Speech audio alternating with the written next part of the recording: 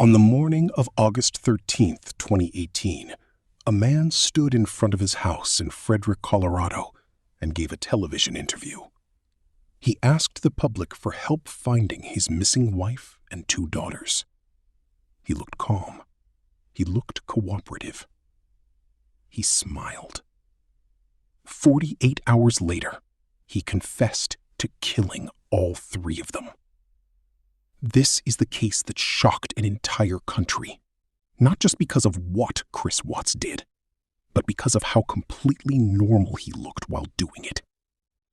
This is the full story. Shanann Watts returned home on the night of August 12th, 2018. She was 15 weeks pregnant. Her daughters, Bella and Celeste, were asleep in their beds. Bella was 4 years old. Celeste was 3. Shanann had been away for 5 weeks visiting family in North Carolina. She landed late, took an Uber home, and walked through the front door just after 2 in the morning. She never walked out again. By the following afternoon, her friend Nicole Atkinson had arrived to take her to a doctor's appointment. Shanann was not answering her phone. Her car was still in the driveway. Her purse was still inside. Her medication, which she never missed, was untouched. Nicole called Chris. He came home from work. He seemed confused. He seemed concerned. He called the police. When officers arrived, they found nothing obviously wrong inside the house. The beds were made. The home was tidy. Bella and Celeste's medication for their nut allergies was still on the kitchen counter. Chris told police he had last seen Shanann at 5:15 that morning. He said they had argued. He said she had taken the girls and left. The officer on scene noted something in his report. Chris Watts did not cry once during the entire conversation. Christopher Lee Watts was 33 years old in the summer of 2018. By every outward appearance, he was living the American dream. A house in a new development in Frederick, Colorado, 2 healthy daughters, a pregnant wife, a steady job at Anadarko Petroleum.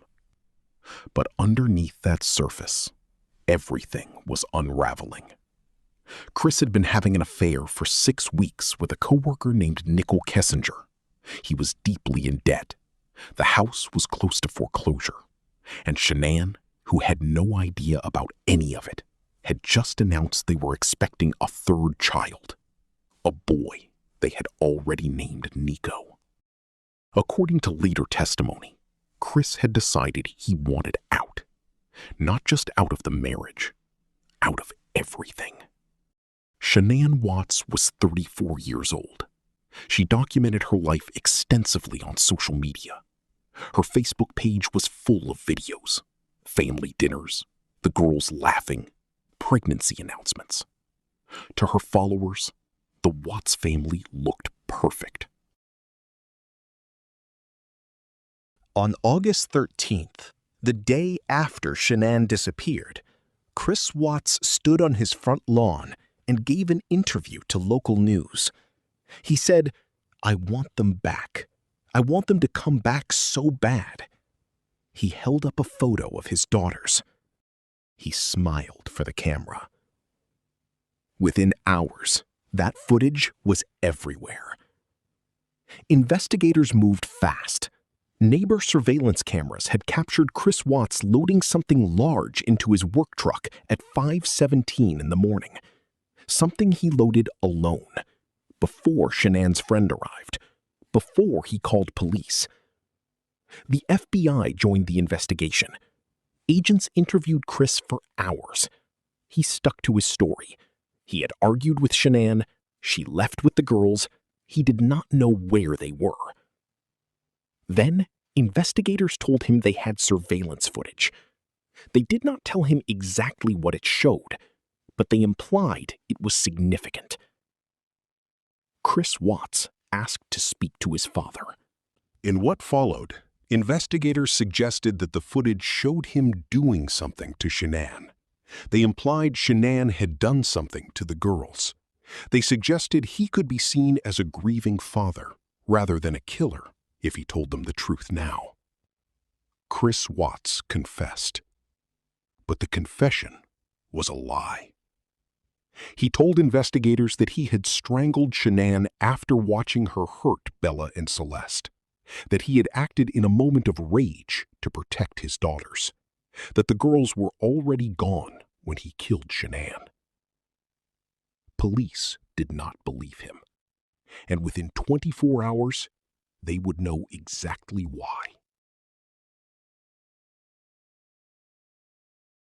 Investigators tracked Chris Watts's work truck to an Anadarko oil site in Weld County called Survey 319. It was a remote location, one Chris knew well, one he had visited the morning of August 13th, according to company GPS records. At the site, officers found Shanann Watts buried in a shallow grave near an oil tank. She had been strangled. She was still 15 weeks pregnant.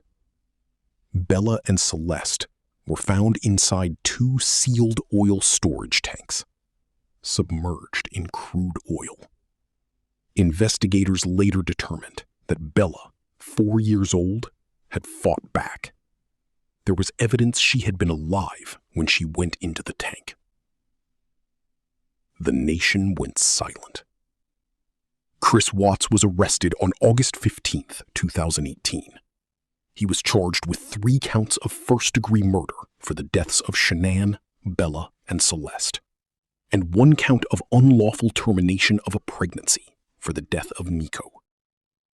He faced the death penalty. On November 6th, 2018, less than 3 months after the murders, Chris Watts pleaded guilty to all charges.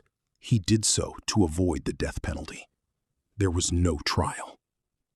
He was sentenced to 5 consecutive life sentences without the possibility of parole.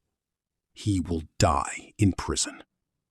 At the sentencing hearing, Shanann's father, Frank Ruzek, stood up and addressed Chris Watts directly. He said, "You took everything from us.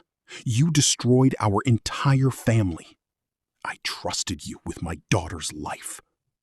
Shanann's brother, Frankie, said, "You are nothing but a coward, and you will spend the rest of your life knowing what you did."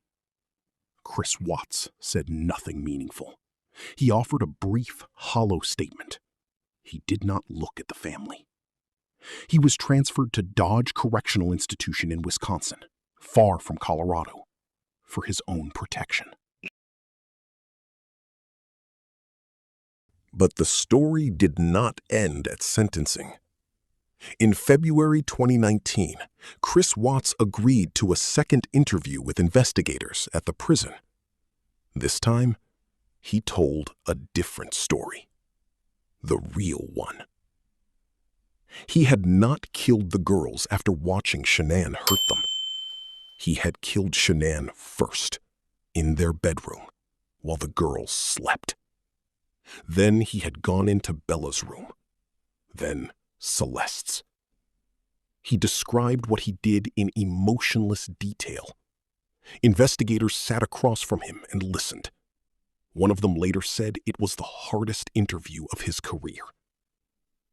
Chris told them he had been planning it, that he wanted to start a new life with Nicole Kessinger, that Shanann and the girls were, in his mind, the obstacle. Nicole Kessinger had no knowledge of what Chris had planned. She cooperated fully with investigators and was never charged. The case produced a disturbing amount of public fascination. Women wrote him letters in prison. Some defended him online. A Netflix documentary called American Murder: The Family Next Door, released in 2020, used Shanann's own social media footage to tell the story. It became one of the most watched true crime documentaries in the platform's history. Shanann's family has continued to speak out. They created a foundation in her name. They have pushed back publicly against any attempt to reframe Chris Watts as a victim of a difficult marriage. Bella and Celeste Watts had nut allergies so severe they carried emergency medication everywhere. Their mother documented every birthday, every school morning, every ordinary Tuesday on Facebook. Those videos still exist. People still watch them. The Chris Watts case is not a mystery. There is no unanswered question about who did it or why. The answer is documented, confessed, and sitting in a prison in Wisconsin. What makes it impossible to look away from is something else entirely. It is the footage of him on the front lawn, smiling, holding up that photo, asking for help finding the family he had already destroyed. We want to believe we can read people. We want to believe that evil looks like evil.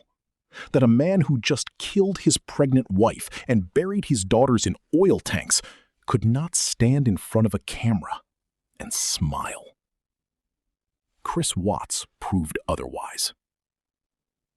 Shanann Watts was 34 years old. Bella was 4. Celeste was 3. Nico never got the chance to be anything at all. If this case stayed with you, leave a comment. And if you are new here, this is beyond the case. Every case deserves a second look. Subscribe. I will see you in the next one.